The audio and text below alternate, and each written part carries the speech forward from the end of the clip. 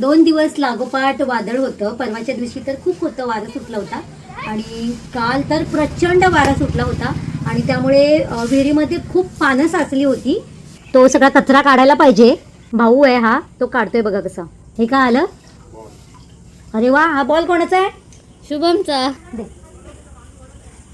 तर हा बॉल हा सुद्धा हे लोक मुलं कशी लहान मुलं खेळतात आणि मग विहिरीमध्ये जाऊन पडतो ना बॉल. तुम्हाला माहिती आहे का, ही विहीर उपसण्याचं पण काम करतात. म्हणजे आता हा तर वरवरचा कचरा आहे, तो काढलेला आहे आम्ही त्या एंडीने.